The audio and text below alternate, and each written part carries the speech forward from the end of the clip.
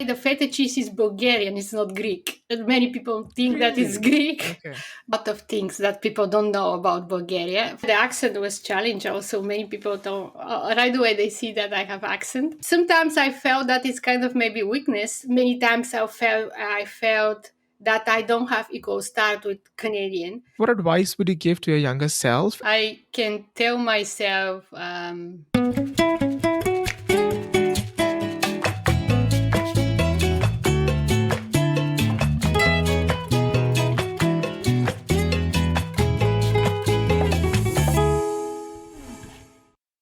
In the intricate journey of immigrants, rediscovery becomes an essential theme. The often disheartening experience of having one's international professional expertise invalidated can propel individuals into a profound journey of self reinvention. Many find themselves navigating the challenging terrain of career change, seeking new avenues to express their talents and redefine their purpose.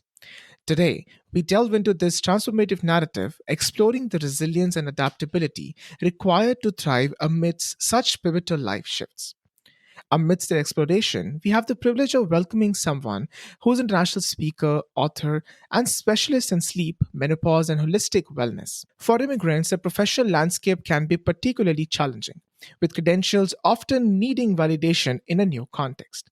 Our guest's story is a testament to the resilience needed to not just overcome these hurdles, but to emerge stronger and more purposeful.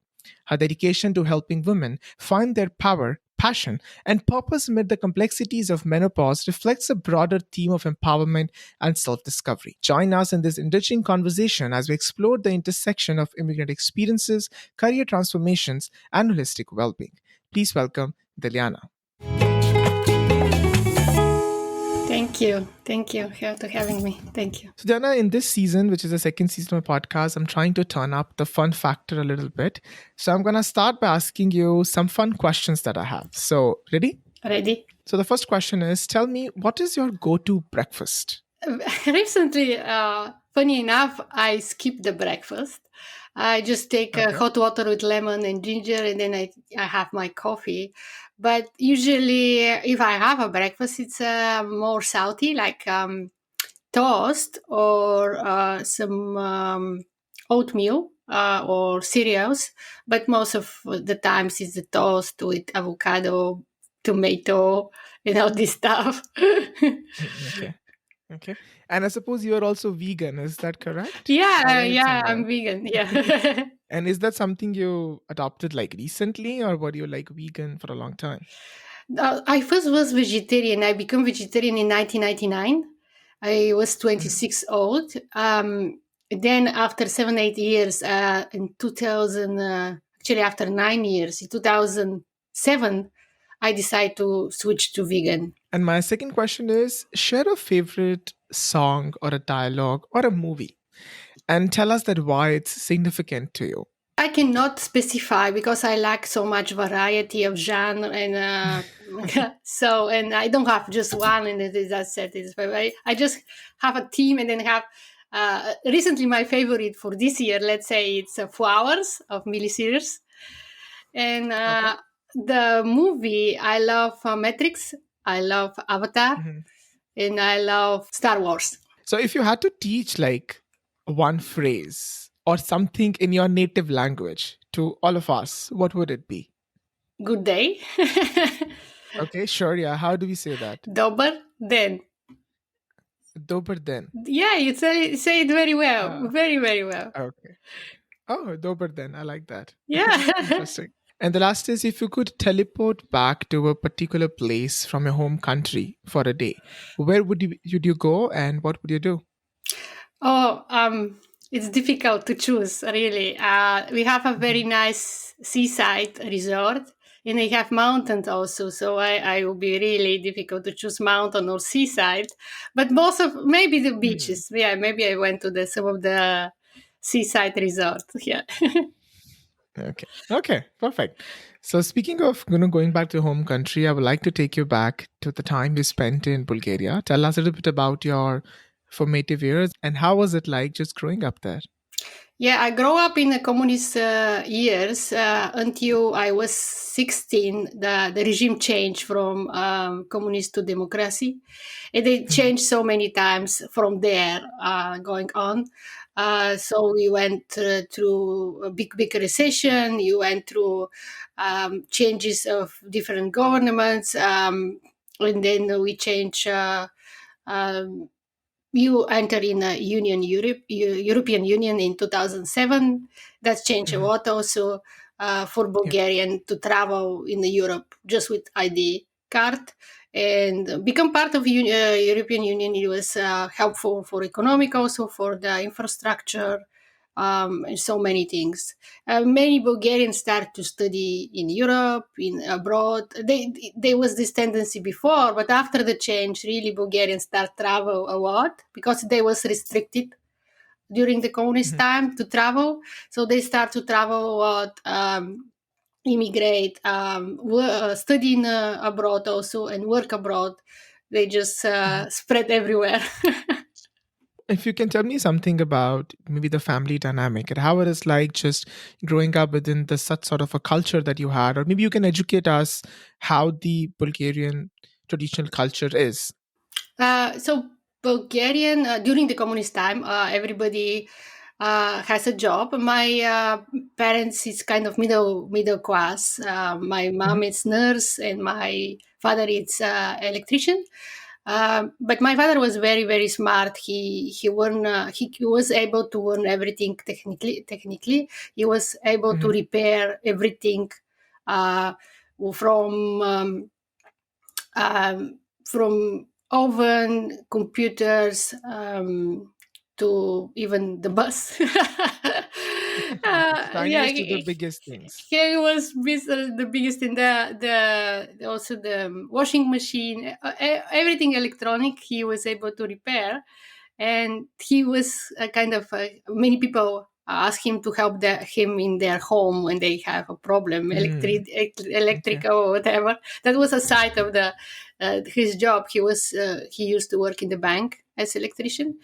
Um, Mhm, so I can say that he knew more than engineer, even probably sometimes. mm, Uh, and they was a regular family, everybody in a communist country in Bulgaria until you change the regime went 2 times per year in holidays. Most of the people owned their own apartment. They have also a cottage. They have a mhm, car. That's changed what after the change become democracy. So it split a lot. It become very poor and very rich. It kind of the middle class kind of disappeared. mhm, The education was very important for Bulgarian regular family. So most of mhm. the family wanted their children to study either engineer, either doctors or lawyers, or at least become a teacher. Mhm. Mhm. That Okay. was kind of uh, they push the children to really have a good education. You used to have a really prestigious good education during the communist Mhm. time. After that was it's changed. Even foreigner Mhm. came to study for medicine in Bulgaria because it was good, Mhm. really good. Okay. And what city are you in from? I The was born specific. and grow in the capital, Sofia. Okay. Sophia. And if I'm not wrong, it's also a pretty collectivist society, right? Like just like India, like we guys are very close knit families. Our neighborhoods are very connected. Is that the same in Bulgaria? I believe. Yes, when you live in the like a block apartment, you used to have always the old people sitting in front of the block, and they just chatting, make a Ah, okay. friends. So I when I grow up, you always with other children play outside in front of the block and all day long when you wasn't in school.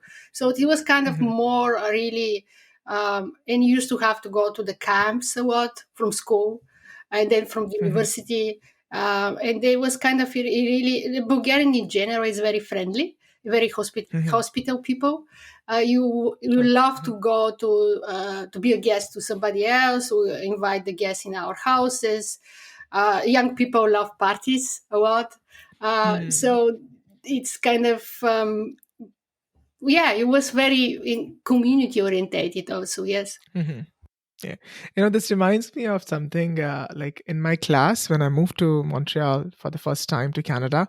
I had a classmate, she was from Bulgaria, and I think she was in her mid 30s. And one day we all went to an Indian restaurant to eat. And you know how in India we have naans, like the breads, our breads are called naans, and you have to like tear them apart and dip them in the curry and you eat it, right? I was eating it with my hand, and she saw me and she said, "Oh, you are eating with your hands." I said, "Yeah, that's how we eat." She said, "Oh, like in our culture, we were like scolded by our parents if we start eating with our hands." So, do you have any similar story or something that you can share? Yeah, yeah. You used to do that, but it's considered unpolite. When if you do it Hmm. in home, okay, but if you go somewhere else in a public place, you don't do that. It's for us. It was kind of in our culture. It wasn't unpolite to do that in a public Hmm. place. Okay, okay. That's interesting. And is there something, Dilyana, that people might not know about Bulgaria that you would like to share? Or just educate people about anything particular?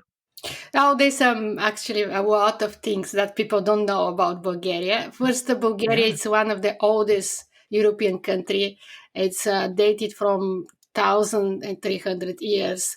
So she was founded 681 before Christ.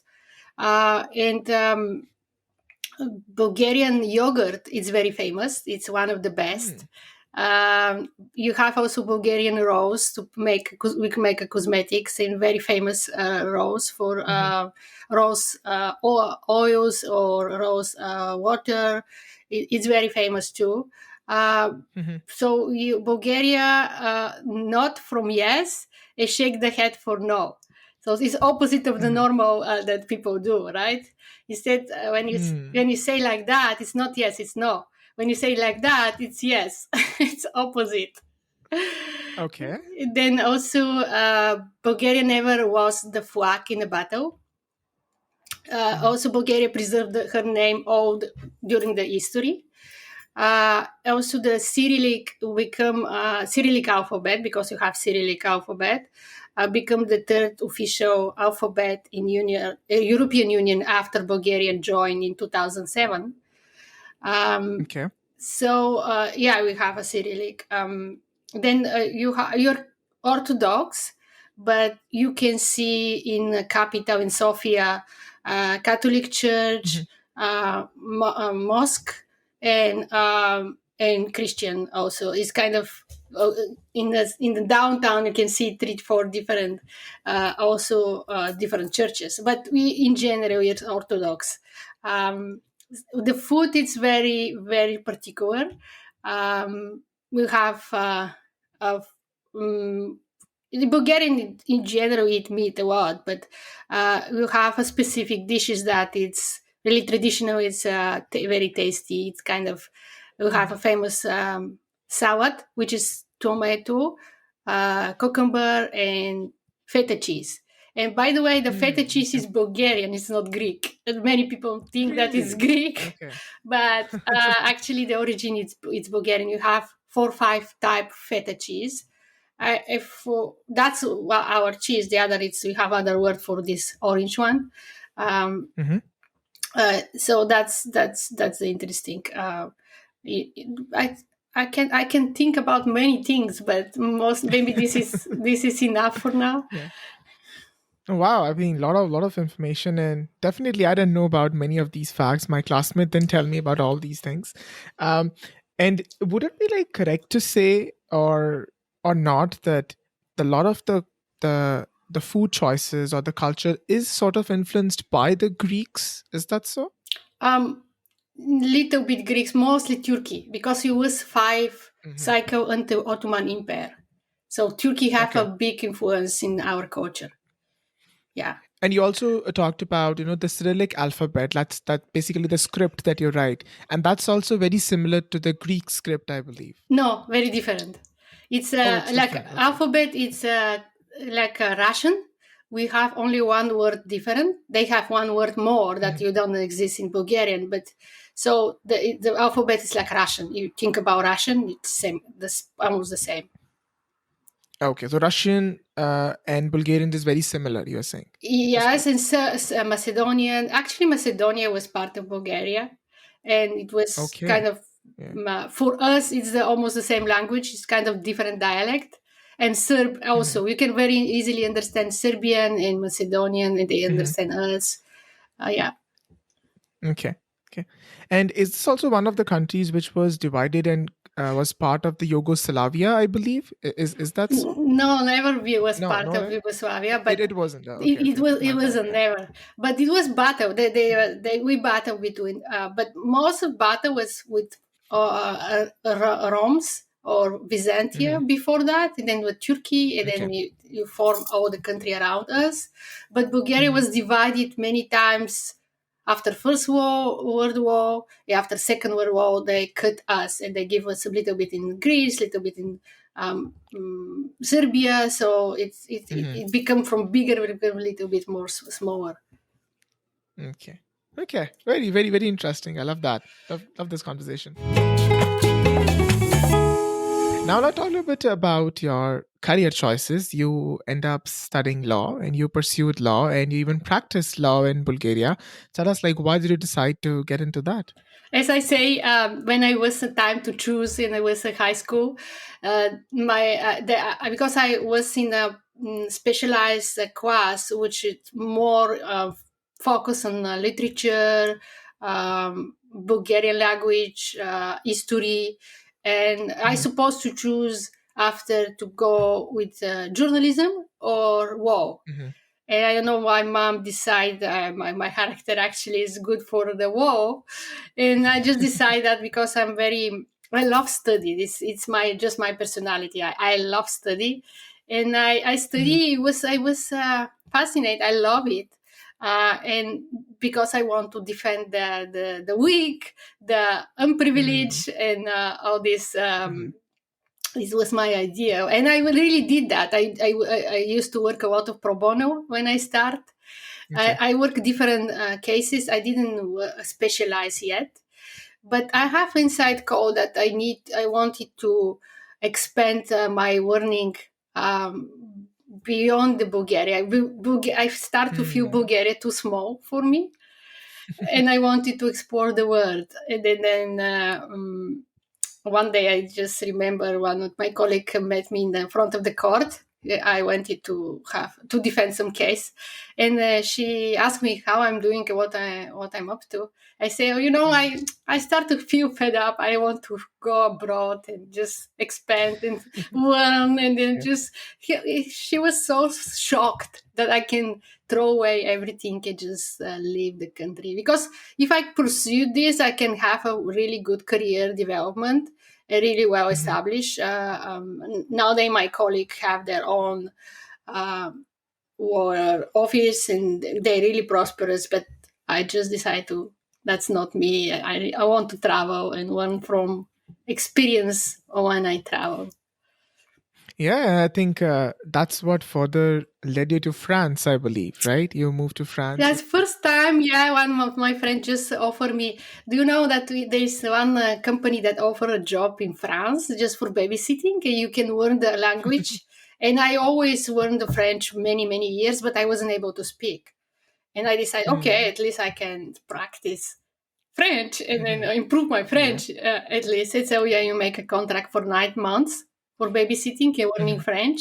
And that's really helped me to then, because in going in France, in this family, helping with their children, one of the man actually was Canadian. And this Okay. time I get inspired from other friends to apply for Canada to immigrate. So it was kind of Hmm. there was nothing by chance. I think whatever Hmm. the journey, whenever everybody have, wherever you went, there's some sense to go there. Maybe you're gonna discover something, or you have something to do Hmm. there. To it's not just by chance. Yeah. Absolutely. I think there's always a reason why you are put in certain situations in certain places.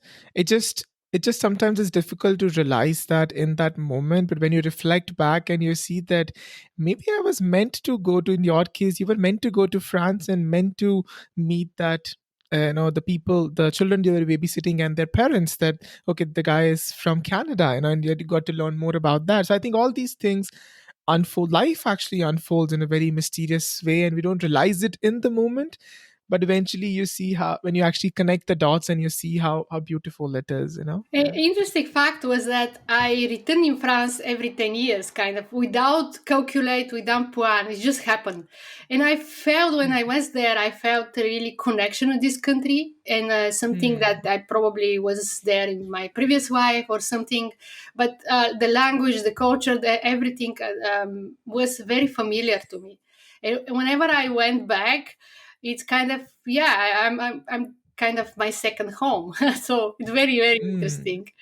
Yeah. So when you went there for the first time in 2003, Dilyana, of course, like you were doing the babysitting job, but what is something that, was it like any sort of like a cultural shock, or was it like any sort of a certain barrier that you faced just by living there, or there's anything that you would like to share or educate us about your experience that you had within those 9 months living in France? In France, the food is different, and the people enjoy the food in Mm. different way. In general, how they live in everyday life is different than the way Bulgarian live. Yeah. Um, and it was interesting experience really. I was in a small city in I think northwest called Nantes. Then Conan. Okay. Yeah, yeah, that's the West. Yeah. yes, yes, and then the lucky thing is that they took me with when they travel in vacation. They took me with them. I went to visit the Alps. I went in their cottage in some other places. So Mm. I kind of travel Okay. a little bit to see different places. I have difficulties in the beginning to understand and speak with the family and with the children.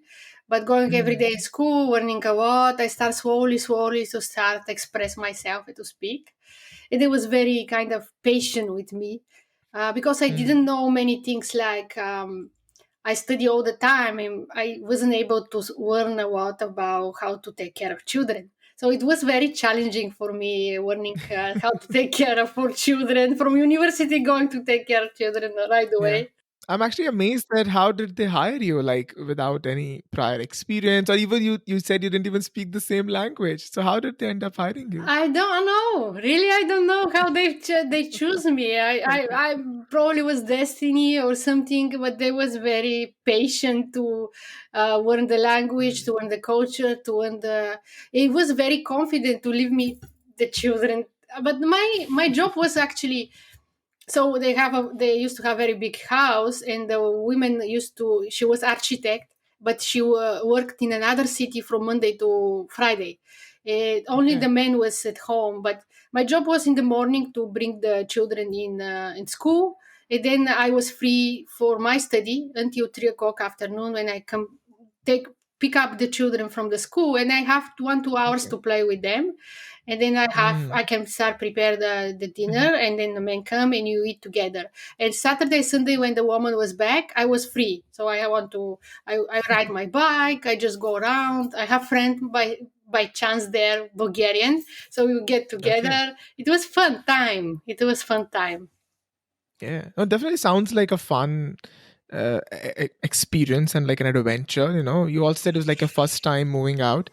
So then you came back like immediately after 9 months. Yeah, I decided to go Okay. back, not to decide to apply to another family. Okay. And uh, then I have to adapt to Bulgaria, to Mm. Bulgaria, to living there again, looking for job again. I kind of was disconnected to what I already did. But I have Mhm. this idea in my mind. I already applied for Canada, but it took me 1 year and a half. So I used to work something different than WoW until I'm waiting to the process to go to Canada. Mhm. So in all this, how did you get exposed to yoga? Like, how did that happen? Tell us about that. Oh, that was in 2012, still in Bulgaria. Because I actually, when I immigrated, I was 5 years in Canada until 2008, then go back to Bulgaria 5 years. During this time when I was back, um, I already meditate a lot and I have active wife, but friend of mine introduced me of yoga and I start doing yoga at home. And then when I go back to Canada in 2013 again, I don't know. I was with friends, and one friend just suggests why you don't try to do the yoga teacher training. I say, okay, that's maybe that can be interesting for me until I'm looking for another job again. And I find a school and I like the teacher and I start study. And the more I study, I felt that it's actually my thing, my passion. I want to share Mm. this knowledge with others and I want to help them with doing the yoga and teaching the yoga. I just saw myself in this. Then you finally, came to Canada in 2013, I believe, when you finally moved, right? Second time, yeah, second immigration. Second Right. immigration, Yeah. 2013, there I Okay. settled down, yeah. Okay. So tell us a little bit about the process. Like, how was the process for you? Like, was it like an easy process for you to move? Was it like a lot of, like, for example, we coming from India, we had to go through like a lot of like processes and applications and multiple forms you have to fill. Was it something similar for you? No, for me it was very easy. Okay. I went through Quebec system, which is different than the other side, other part of Canada. So I Mm-hmm. already speak language. That was my preparation in France to Mm. for Yeah. immigration. So immigration when I come in Canada wasn't really shocked for me because I was prepared also with France. Mm-hmm. The living in Canada and France wasn't so different. So for me, I was already prepared with language, with living abroad by myself and all this. The challenge was that they want certain amount of money to show them that I can in the beginning Of have course. Yeah. to invest. But you find this money. It's just it was a matter of time to gather this money and show them that I'm can sustain my wife. So went through the medical exam and then I went through the interview. Luckily, for first time, they opened office in Sofia also. Many people before that travel to go to Mm-hmm. Austria or Bucharest for the interview. But for me, they come to Sofia and I have the Mm. interview there. The French was, of course, perfect. I understand them very well. They understand me. I have all the points. I was young. I was with high education. I knew the language, and I cover most of the points that they looking for. So it wasn't Mm-hmm. so difficult. And in a matter of fact, then I have a period of time to prepare for travel, but the process was really easy. But I hear from other people going through second interview, third interview, have Absolutely. Yeah. difficulty to for the documents. The for application also and all this. But I just for the application I was found people to help me, and then everything was very easy. Wow, like it sounds like Canada wanted you to come, you know? It sounds like it was kind of, yeah, you have Yeah. to go there. That's all. When I went to Bulgaria 5 years after when I took my passport, okay, first year was okay, second, and then I started have difficulties, and I saw again that it wasn't by chance. It's kind of Canada call me back again. You have to go Mm. back. That's your place, not Bulgaria. And so tell us about your first day then when you landed for the first time. How was that like? What was your like initial thoughts or emotions? I just excited. I was very excited to start new life. I remember. Luckily, again, I have a friend from Bulgaria to greet me and to accept me to live in his house until I go through the process of the social insurance number, medical Okay. card, open the bank account, and all this. And then I went to see somebody of immigration officer to orientate me what to do and what it's what for me. It's right away was clear that if I want to progress, I need to study again because it doesn't matter Mm. what kind of education I have, what kind of degree I have, what equivalence they give me eventually. The Canada doesn't care. You need to adapt and took from where you are another education to claim this Canadian experience that they want. Because if either you have Absolutely. some specific skills that you have to go to work right away, or you have to go back to school and learn again to adapt with what the system is here, right? For education, for work, for everything. Yeah. I mean, that's Canada for you. Most of the professional experience is discarded. In your case, you were a lawyer. Did you actually even try at any moment to get into the industry, or you knew that it's not going to happen? To Yeah, tell us yeah. about that experience. Yeah. I try. Actually, so first thing that I went, it's a kind of college for lawyer assistant to, but Okay. it wasn't it was Finnish application, and I should wait until next May.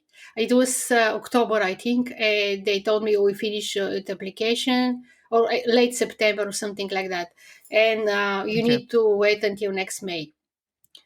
Hmm. Then I tried to find a kind of internship to some company to start working for free just to see how is that. But they told me no, you cannot accept you either for internship because you're not familiar with our system, with how the Hmm. system works. You need to have some kind of education here for that. So for me was two choices. I have to go back Hmm. and study the bachelor again. 4 years, and then I have to Oh, wow. specialize either a lawyer, either a notarius.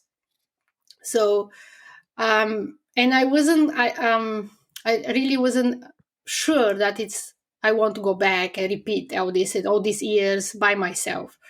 And I went to university in a bachelor, but kind of mixed program with economics because I have also another economics education.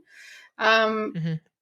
and wasn't work well because the system in Canada specifically, what I find out is if you need to start from college to be well prepared to go to university with Yeah. their system and the way they they study, uh, Yeah.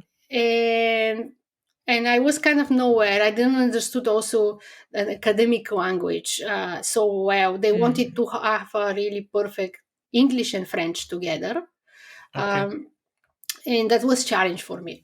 And then I have some classes to improve my French, improve my English, but still wasn't enough to make analysis of the books, because you write a lot. Still, I try. I think I try master of international law, but because of Okay. this, that I have to write a lot in both languages, it was again challenges. I wasn't prepared well, so I say, okay, I need to find something more simple, more easy. Hmm. And my mistake was that didn't want to wait until May next year, and then Hmm. for this administrative legal assistant. So I went to Okay. private school for administrative assistant in general. And I said maybe I can specialize later. And Hmm. I did that 1 year. And then I decide, okay, now I can start do just secretarial reception. And I do that. I find I changed the jobs, but it was easy when they saw that I graduate actually the college, private college or Yeah. whatever, any college. It helped you to get like some sort of It helped start. me to get started actually.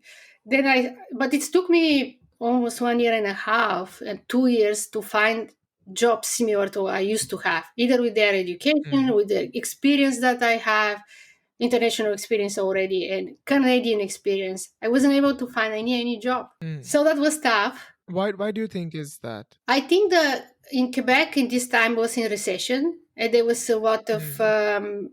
many people doesn't have a work, and then I have a lot of competition. I went to many kind of government exam also. It doesn't work. It just doesn't work. In this time, I Mhm. find the yoga, and at this Yeah. time, I find the passion. I wanted to teach, and I did 1 year teacher training, still looking and hoping to find a good job. Just one day, one friend from Vancouver called me and say, "Why you don't come here? I can help you with the job." I did that. I just gathered everything that I had, borrow a little bit money, and just move the provinces. It's another immigration, by the way. Yeah, absolutely. Yeah. But luckily, Yeah. this friend really helped me in my first weeks to get the job as security. They give me the training, they give me the first certificate, And I started right away to work. I never stopped teaching yoga. I worked as security. I think it's pretty encouraging, like you have really rediscovered yourself and your careers multiple times. Starting from being a lawyer, that didn't work out. You tried your best, that didn't work out. You got into yoga, you also got into administration, and now you end up doing the security job. And you didn't stop there. You end up studying yourself, teaching yourself, researching and educating yourself about various other subjects, and then you end up starting your business. I want to talk more about that, but before I get into that, I want to ask you about your daily life as an immigrant in Canada. Like you said, you have immigrated like twice, went back, came back again. How was that shift for you like? Because you were getting into a new world, and this time you were not traveling, you were moving. You moved to an absolutely new place. That's going to be your new life. So, did you at any point prepare yourself, or was there something that you were not prepared for that happened with you? Or did just to add to that, any other point, since the podcast is my thick accent, at any point the accent acted as a hindrance in any way during your time in Canada? Yeah, the accent was challenge. Also, many people don't right away they see that I have accent. Hmm. um, and sometimes I felt that it's kind of maybe weakness. Maybe that's something that prevent me to get a good job when they saw my accent. Mm. um, and also many times I felt that I don't have equal start with Canadian, and I have to compete with in a different level with them, Yeah. even my knowledge in language and everything. And most of my friends was other immigrants from all over the world, but not Canadian in the beginning. Um, Hmm. and I was also in Bulgarian community a little bit. That's helped me, but it was challenge to find really my place in my Mm. kind of feel good where I am, and I always felt kind of um, I miss something. I have to do something Mm. more. I'm not enough. I have to learn Yeah. more. I have to study more. I have to work hard to be able to reach this level that I felt that I deserve and that I want. And yeah, and then until I end to okay, I say if I'm not accepted fully, I will create my thing. I will create my business, and Mm. I will be my own boss, and I'm not gonna beg anymore for any job. Yeah, and that's very encouraging, very very powerful. Again, being able to going through all that and questioning, and I think it's common, it happens with many immigrants. We do question our skills and our abilities, and we just try to change ourselves just to adjust in somehow, which is eventually you realize that that wasn't the best thing to do. It's very important to be your authentic self and believe in your skills and abilities that you have brought with yourself. But tell me about a time where maybe, Dilyana, you were at your lowest, and how did you pull yourself out of that imposter syndrome pit? How did you do that?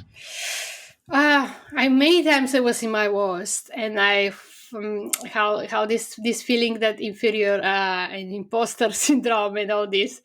Many times Yeah. specifically in Quebec, many times I was in welfare, not so much in British Columbia, but there I was many times, and that I felt kind of not value enough and Hmm.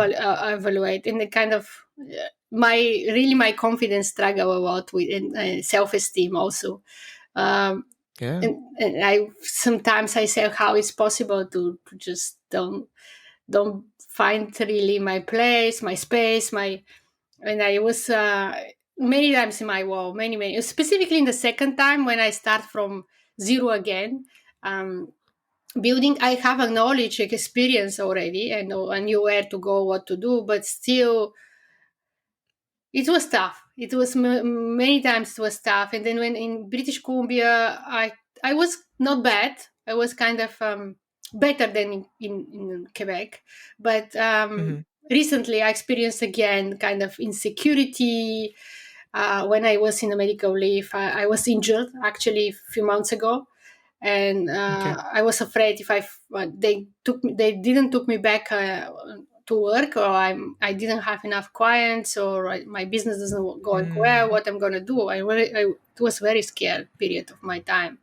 Um, Mm-hmm. yeah, I had a lot of things, but I think always find the hope and believe that I can find a way. I can find a way to do what I love, to prove that I'm good enough to do the work and to just improve. Because for me, always was this. It wasn't just to find any job and just survive. I was to really move forward and kind of contribute with my knowledge and experience to the society, help people, and expand. I felt inside that I need to move forward. I need to develop everything that I already Mm-hmm. have.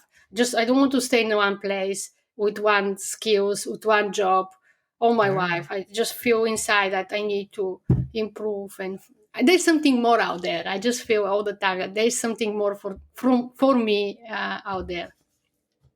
Absolutely. I think you already answered my next question. It was going to be my next question, that what advice would you give to somebody who is kind of in the similar situation?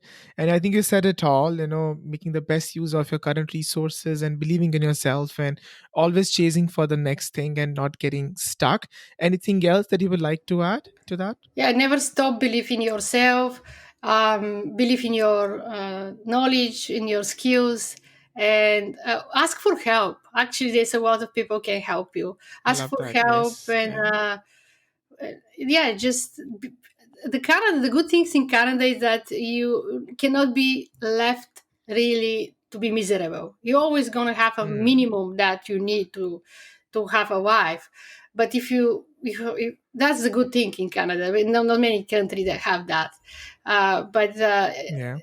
there's a lot of resources. You just need to find the right one. Okay, then let's just pivot towards your business that you have. Please tell us all about it, that people should know about it and how they can connect with you.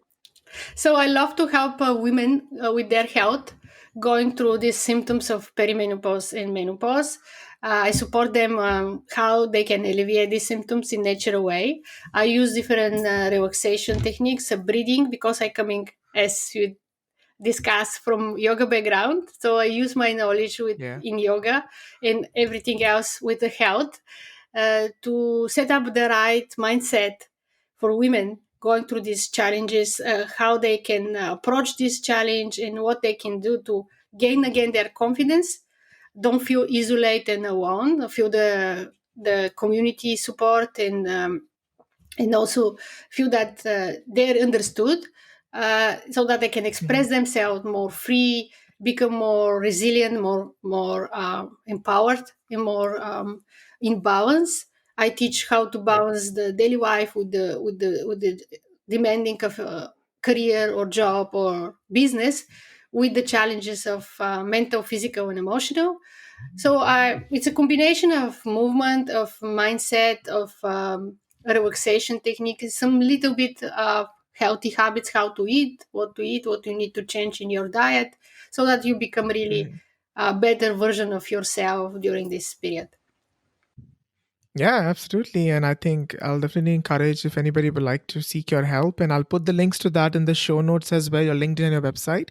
um but also, like, for my listeners who might not be all women in a certain category that you deal with, but there were like a couple of things which really stood out to me and that I think can help my listeners. And the first thing, like, is that you also call yourself a sleep specialist, and if you can, give us, we immigrants are always lack of sleep, running from one place to the other thing all the time, just to earn a living here as an immigrant. So, like, what advice would you give to these people or immigrants, in this case, our listeners, that can help them have a better sleep? So if you cannot sleep, it's happened often because of the stress. You come back to again to stress management techniques. I teach how to breathe properly, how the breath is related with the brain, and how actually you have to prepare the brain to relax and to be able to sleep better. Of course, it's not the only things that can help you. I add some also again, the food, the lifestyle that you need, the routine that you need to create, the habits that you need to have to implement, so that you train your brain to relax and get this deep Hmm. restful sleep. Yeah, if you don't have good night's sleep, you're prone to have accident. You can get easily distracted. That affect your memory, your concentration, your how you perform at work, your relationship, because you can be very irritable and anxious when you don't get Mm. this restful sleep. So it's very related to nervous system and brain functioning, because when you sleep, all the cells is renovate and actually work their work, and the blood circulation and everything. So um, if you don't sleep well, you open to different disease like obesity, heart disease, Mm. and so much more. So it's so vital for our health to really sleep well. And the thing that we hear a lot about, like you have to have a minimum of 7 hours of sleep. Do you think, like, is it really important to have seven, or less than seven also works? Because I think majority of the time, we, again, coming back to the immigrant life, it's been 5 years I'm here, and I could not get more than like 5 or 6 hours sometimes. So I don't think that's the best thing. Is that so? Yeah, most of you it's like that, but not for everybody works exactly. So it's slightly different for different people, because some people can even need more, like 8 or 9 hours to really get rest. And the other, Mm. like I also sometimes need just 6. Most of the entrepreneur I know, that's mostly in this 6, rarely 7. But what I can say, the sign that you get restful sleep and when you wake up, doesn't matter how many hours, you feel really rested and rejuvenate. It's kind of, it's not feel still tired and don't feel that you want to sleep, but because of the work or study, whatever, Mm. you need to get up. And if that's happened because of the lack of time, your schedule and everything, you can actually get this missing hours or time for sleep with meditation. If you want to Mm. meditate, it's very, so sometimes 1 hour meditation is kind of 4 hour sleep. So if you want Oh, to wow. meditate to relax the brain, it's the same. You can recharge as you have this enough time sleep, because many times just Mm. because of the night shift or some other shift, you're not able to get this enough time restful sleep during the night, so you have to adapt and adjust accordingly using different tools and techniques. Very, very fascinating. Like 1 hour can help you compensate 4 hours of sleep. That's very interesting. What are like the other things one can do just to gain that time back um, apart from if meditation? you are able to have this nap afternoon, don't use it as much as you can. If you work at home, or you still feel that you can have this time for 40 minutes, 1 hour to have this nap, is helpful. Not much, not too Mm. much.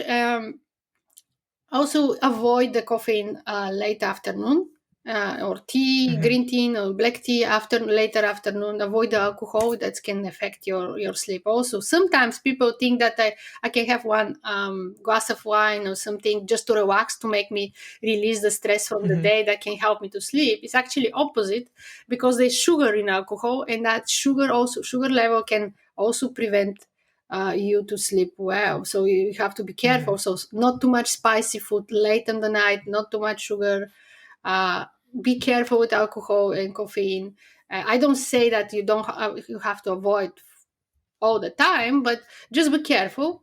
And also, what kind of exercise you do. Sometimes when people move during the day, they sleep better. Also, so everything is important. Absolutely. Everything. Yeah, and you also talked about briefly about the breathing, Mhm. and when so last summer I was doing this like a speech performance enhancement program. I was like a part of like a whole summer. I attended a couple of classes, and one of the things that they taught us was how to basically channel your anxiety into excitement just by breathing. And and it was basically about keeping your one hand on your heart and one on your belly, and sitting straight and then breathing slowly and slowly. Is that something that would you also like encourage people to do, just to like manage your anxiety?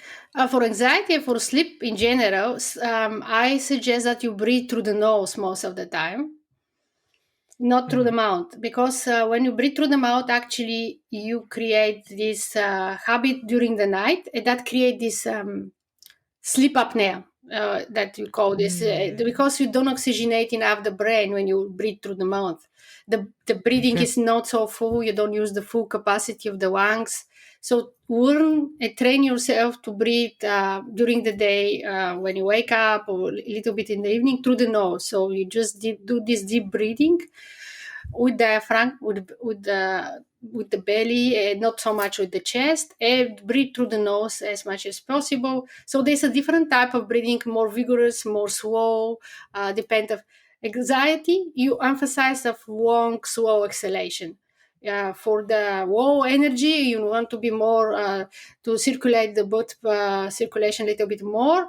Um, Mhm. you just breathe more fast, and like not too much space between the inhale and exhale. But if you want really to relax and take care of anxiety, slow long exhalation, and all the time through the nose, all the time through the nose, Mhm. if it's possible, if you Wow. can. Yeah. Yeah. No, thank you. Thank you for sharing these. It does shows that how passionate you are about your subjects, and I highly encourage if anybody would like to reach out to you, I'll put the links to that in the show notes. So, Diana, before we get into the final segment, I have introduced this new segment to the second season of the podcast, and I call it Know Your Host, where I give my guests an opportunity to ask me any question they might have. Yeah, I'm curious now to know your experience with immigration, and how you come in the Canada, and what bring you here, and what your story. What is your story? Wow, that might take another episode, That is briefly, but I'll okay. tell The you. main I'll point. Yeah. no, I'll tell you very briefly, of course. So I came to Canada in 2018 as a national student. I came to study this amazing program called Media Strategies and Advertising, and that was like a 1 year program I came to do. And one of the question you might be thinking that why Canada? Sometimes I think about it, even I don't know. Again, I think I was just destined to come here, and but I think if I really think about that, I think it was because there's a lot of familiarity being an Indian in Canada, and you do have certain relatives and certain friends and family to look up to in case of any um, downfalls that you might have throughout your journey. So that I think that's what made my parents a little more comfortable to send me to Canada rather than any other country. So I would say that's why it was Canada. But once I finished my program, I was also, just like many of our listeners, international students or immigrants, I was struggling to find a job. I also tried everywhere. I tried, gave multiple interviews. It took me, I think, 2 years to finally get the job, which I'm doing right now, because pandemic was also the added pressure. And since I studied for just 1 year, I got my postgraduate work permit for just 1 year, and because of that I had very less time to figure my things out, getting the maximum points that's possible for my PR, the best permanent residency. And I think for that I even had to go to a different province, because in Quebec I could not get a job being just an anglophone. I had to be bilingual, and I wasn't.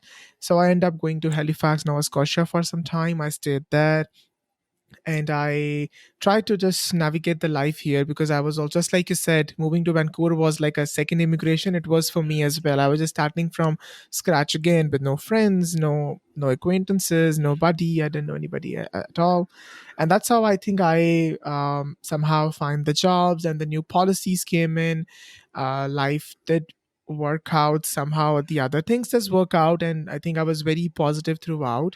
Not always. I have had my downfalls as well. I've questioned myself. I have questioned my skills and my abilities. I have also fallen into that imposter syndrome pit, which is took me some time to get out of it. But I think LinkedIn community was really helpful for me. I took on this like a 30-day challenge to post at least like a 30-second video for 30 days, and that gave me a lot of traction, and that helped me connected with a lot of people, and that gave me the courage, and I'm not alone in this journey. There are a lot of people who are kind of going through the same struggles as an immigrant, which how uh, the same way I'm going through it. And yeah, I think that's how further things work out eventually after a couple of years.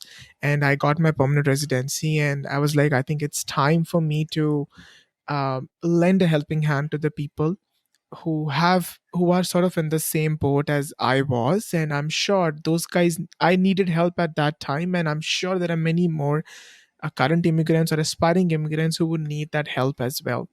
So I was like, I think it's time, and I think podcasting I felt like would be the right medium for me because it required less resources than a YouTube channel, and that's why I took on this journey to also break those stereotypical modes that we immigrants are asked to fit in, which made me actually question myself, and I don't want other people to fall under the same trap of questioning themselves. That's why I was like, fine, this podcast is a medium, will be a go-to resource for anybody who's trying to navigate a life as an immigrant here. And that's why I bring on people just like yourself to unfold their personal journeys of struggle, resilience, and the whole process of finding home away from home. So yeah, that's I been my actually journey. want to congratulate you and I admire you for the willing to help others and to show them what it's possible for them, because not many people are going to do that. And that's really demand a lot of courage and also strength to be able, when you struggle, to help others who struggle too. Yeah, That's I admire you absolutely. for, and congratulations for what you're doing. No, thank you. Thank you for asking this question as well. And thank you for your kind words. I never knew I could summarize my 5 years in such a small, in just like few minutes. I don't know how did I do that, but I think I did a good job. It was all Yeah, right. you did great But job. I'm sure there are a lot of details that I would love to share, maybe eventually in the upcoming episodes. But yeah, thank you for that question. Thanks a lot. We are very welcome. Okay, so Dilyana, now we're in the final segment of the podcast. I call it Beneath the Accent. I'm going to ask a couple of questions. You can answer them in one word or a sentence or however you feel like. The idea is just to know more about Dilyana. So, ready? Ready? So, first question is, what advice would you give to your younger self and at what age? Actually, I can tell myself like 6 years old or 10 years old, let's little bit in this range, Hmm. that never stop to be curious as you are. Hmm. Explore new things, learn new things, never stop learning Hmm. from life, from people, from not only from school and from books, but in general. Maintain this curious and learning because it's helpful. The more you know about the world, the more you know about the people. That can help you in your life in general. Tell us about a time when you experienced a significant cultural difference that surprised you a lot in Canada. When I was in France, it's just the same. The only one culture. The That's French, yeah. mostly. They have other immigrant there also, but not so much like here. So my Mm. first encounter was with Latin American people, and I find them Mm. very. I always find something that it's similar to Bulgarian as a culture, as a character, as a psychology. And I Mhm. love this their desire for life and everything. Mhm. um, Maybe the more different and difficult to understand for me, even I'm curious and accepting and everything, is maybe Chinese culture. It's kind of, for Mm. me it's very very different. And like they were to think, they were to live, their way to from the everyday life, um, Okay. like psychology even. It's kind of, for Mm. me it's also Chinese. It's a bigger how to say, like ethnos, but they have also difference. Start after a while, I start to find the difference between the Japanese and Singapore and Hong Kong and the China. I start to see slightly Mm. difference, but still for me it's very kind of like extraterrestrial. And I don't know. Mm. Yeah, that's Okay. that's for Okay. me it's very kind of unfamiliar. Yeah. Okay. Great answer. Okay. And are there any funny stories related to your misunderstanding around the accent or the English? Um, yeah, many times people don't understand me. Even in French, I don't know why. My teacher in yoga doubt that I'm gonna be good teacher because of my accent. But Hmm. what I found maybe in English is not so um, pronounced, not so how to say difficult to understand. Because English in general it's Yeah. not so difficult. In French, little bit more. You need to have little bit specific pronunciation. Um, Especially with the yes, R's, you know. yeah, It's R's very and different yes, with the R's. Yeah. yeah, yeah, yeah. Sometimes the nuance it's Yeah. they can think about something else, not what I mean. Yeah, I think it happens with many of us because I think for me, for example, people coming from India, they speak like multiple languages, and our ways of pronunciating, pronunciating. See, but right now I just messed it up. Pronunciating, pronunciations, or how we enunciate words is very different. How we do that in our language, like for example, in Punjabi or Hindi, and like which are languages which I speak apart from English, we have a very specific way of emphasizing on certain characters, but here it's something else in English. Yeah, yeah, yeah. It is. Okay. If they are not so familiar, for them it's strange. But if after that they get familiar with the accent, it's not so big. Absolutely, I always Yeah, say it gives a little bit of time to get accustomed to each other's accents. Be a little patient and everything will get better. yeah, Yeah, yeah. Yeah. Don't frustrate about this, and don't kind of think inferiority. Something there's something wrong with absolutely, you. no. No. Tell us about the first friend that you made in Canada and how did you meet them?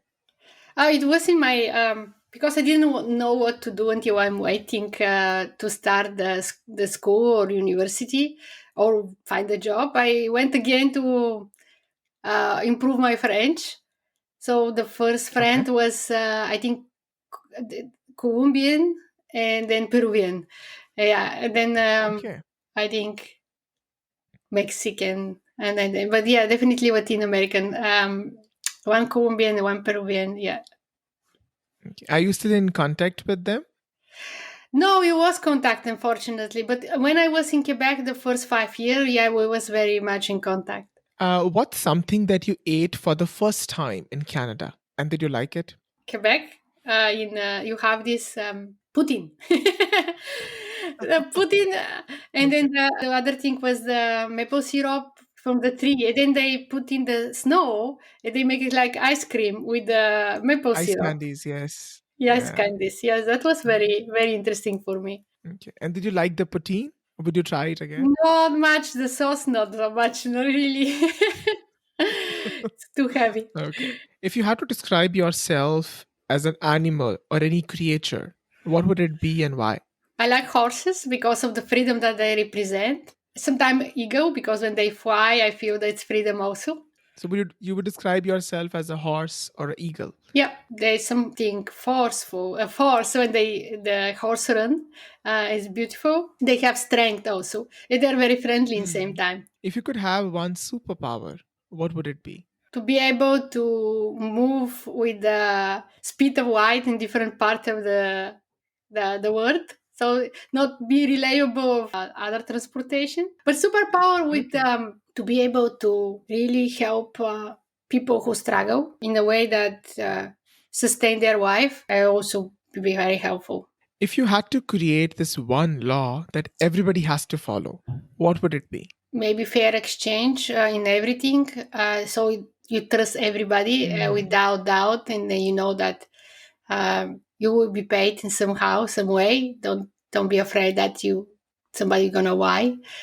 Just Yeah, be you trust each other more and exchange in a fair way. I love that. Beautiful answer. Okay. So describe Canada in one word or a sentence. Diversity, freedom, independence. And lastly, if you could leave me with one piece of advice, Dilyana, what would it be? Keep the inspiration that you have for the work that you do. It's so educational and good. And yeah, I think what you're doing, as I say, I like very much. And yeah, you want to help people. That's more important. So keep the good work. Thank you. And finally, how would you describe your experience of being on the podcast? I like very much this kind of curiosity and learning from other people, right? From their experience, from their knowledge, what they have to say, and what advice they can do for others. I like this educational part of podcast. Perfect. Thank you, Dilyana, for being on the podcast, sharing your story, and adding value to my listeners. Thank you. Thank you so much to invite me.